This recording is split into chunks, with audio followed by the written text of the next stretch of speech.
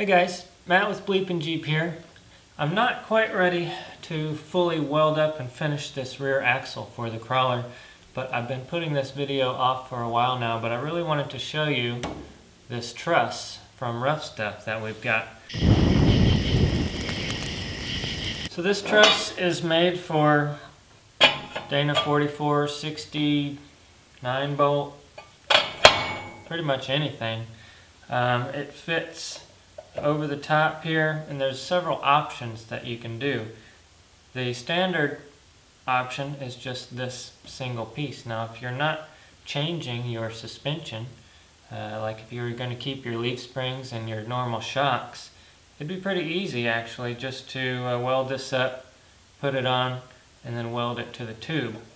But in my case, we're doing a lot of new work with the 4-link. If you've been following it along, you know that we're doing the 4-link front and rear on the crawler here. And Ruff Stuff also has these, in which case they go on either side. That way you can beat on this axle all day long and not have to worry about it bending on you. But these two pieces on the side and the way that we're going to redo the axle for the 4-link, there's a lot I have to think about. So the first thing I have to think about is the angle of this truss. Obviously this is going to be pointed up a little more towards the transfer case. So you have to think about your pinion angle and where you want this mounted, what kind of angle you want this mounted. It's not a real big deal where the truss gets mounted or the angle that it gets mounted, but when you're talking about adding your link brackets to the top of that and then the shock mounts to the sides here, it starts to add up, and you have to figure that stuff out before you just willy-nilly and weld it on there. So another thing we have to think about is there's some holes in the axle tube here for the brake lines, so I need to weld those up. I also need to figure out where I'm going to route the brake line, probably just on the back side or the front side of the truss, so that's not a big deal. But I also have to consider the vent tube, how I'm going to figure that going up through the truss itself. And then we have to figure out how I'm going to cut off these spring perches. Now I've got a plasma cutter, but I don't have much experience with it yet, and I'm a little worried about getting the tube either too hot or cutting into the tube too far, too deep. So these spring perches have to go. These shock mounts have to go because we're not going to be using those. We're going to have ORIs coming up from the top, and those will be our shocks and our struts and our springs all in one. So what else? Got to figure out the 4-link brackets. So the bottom 4-link mounts will be out here somewhere, and the tops will be somewhere along the top of this truss. Haven't really quite figured that out yet, but let's go ahead and get started by cutting off the spring perches, cleaning up the axle, and then we'll test fit, see whereabouts we're going to mount this sucker. So I think my tool of choice for this perch here will be an angle grinder with a cutoff wheel. I'll come in as flat as I can here and try to go right above the weld there. Welding gloves and full face shield. Let's give it a shot.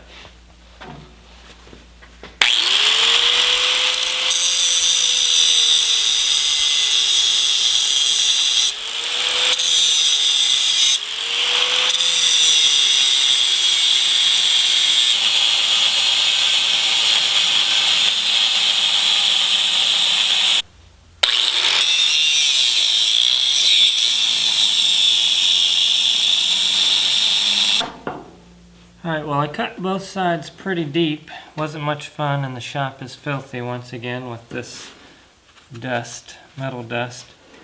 Let's see if I can pound it off here.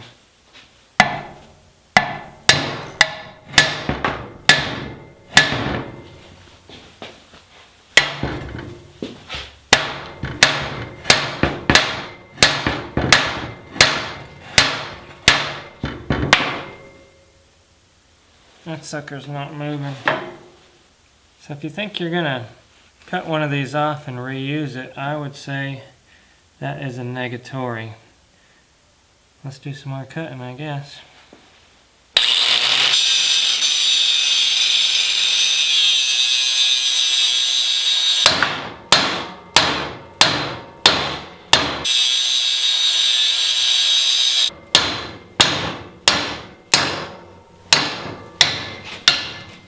Going.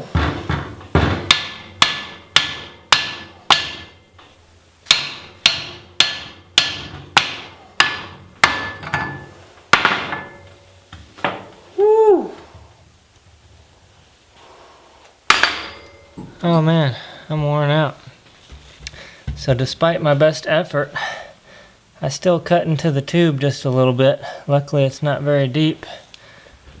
Whoever welded that on there was very good at their job. There's a lot of penetration, very deep welds. What I ended up having to do, once I got over quite a bit through there, then I had to come back and cut down at an angle to get back down to the tube, otherwise I would just keep going through this block. It only took about 10 minutes to do that other side, but I'm almost contemplating plasma cutting that sucker out of here. I don't think I'll risk it. I need more practice to figure out this machine first. Aha! Ooh.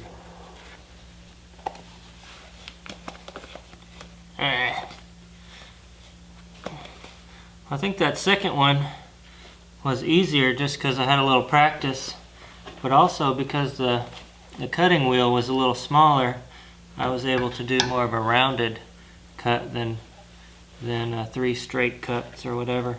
But I still ended up going into the tube just a little bit on that one side there.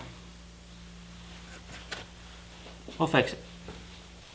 Alright, so for these brackets, I think I'm safe to use the plasma cutter. For one, I can see where I'm going, where I'm cutting. It's also a lot thinner.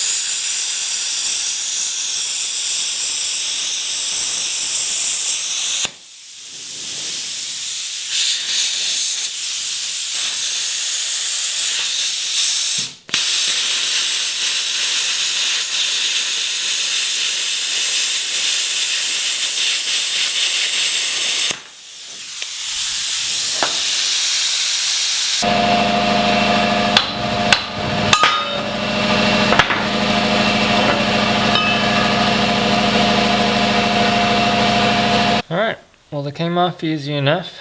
Now I just need to do a lot of grinding to get that off of there. What I'll be using for that is just a flat disc, and just sit there and grind away until that sucker is flat. Now when you're grinding that much metal, you need to wear a respirator, because that stuff is pretty nasty. Even with the respirator, I'll still have black boogers.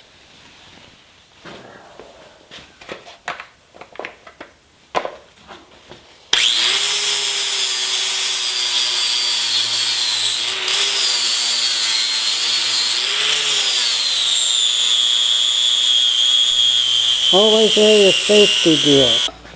Whew, thank goodness for commercial brakes, right? So that was literally about an hour worth of straight grinding.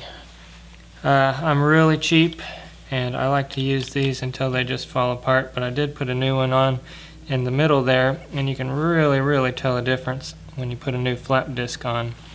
They make these in different grits. This one happens to be an 80 grit. Probably should have had a 60 grit or something on this for this, and then if you want you can move up to like 120 grit and really finally finish that off. But it also helps to have a really good brand. This one is a lot deeper, has a lot more material there to work with. If you're interested, that's Camel grinding wheels. I buy those locally, but maybe you can get those locally somewhere as well. So now we just have these couple of spots here where I dug in with the when I was cutting that off. So I'm going to go ahead and weld those up. Then I'll grind them back down, and then we'll be ready.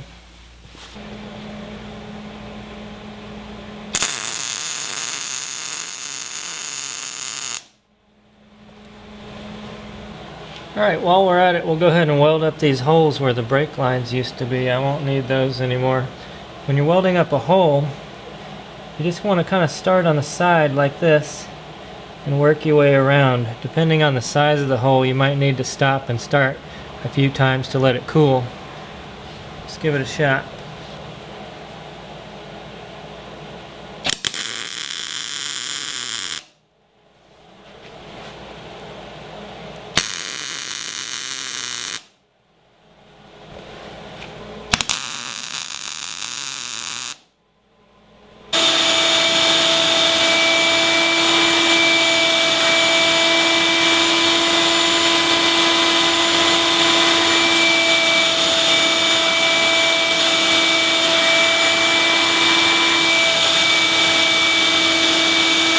Guys, all the brackets are off. Let's take a look at this thing again. Comes in two pieces, so I think it'd be best to weld it up like this. The website says that building it in a box like that increases the strength, and they've been able to prove that in testing, computer model testing. So this thing is going to sit right about there. Okay, and then we've got these, which are going to go over here.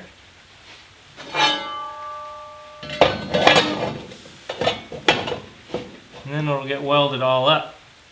Now I'm kind of contemplating whether I can take this whole thing and rotate it forward like that. Maybe that'll give me some more clearance up top here and get it down a little lower. But what we also have to consider is that your upper links and your lower links, according to my buddy Jeremy and some reading that I've been doing online, you should try to shoot for 8 inches, minimum of like 6.5 or something.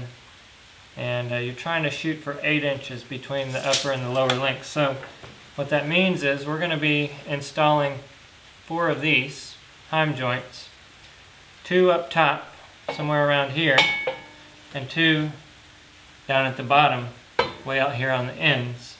So the height difference between the two should be about 8 inches. That's really difficult to do because once you get up to 8 inches, this thing is sitting way up here, and then you start hitting it on stuff underneath the Jeep. I'm not going to have a gas tank underneath, so we're going to have like a fuel cell or something for this, so I won't have to worry too much about that, but you still have to worry about it hitting the the bottom of the Jeep. There's one more piece to it, and that goes on the sides here. They made them long so that you can modify them. These are a little bit wider than the axle tube, but I think I'll be able to take a clamp and suck it down before I weld it to the axle tube. You have to remember these are universal, so you can use them for Dana 60s as well. So I'm not going to be able to weld this on today because, like I said, we still have a lot to figure out. I still have a lot of work to do on the Cherokee before I can figure out all the angles and stuff like that. So that being said, I think I'm going to end the video here.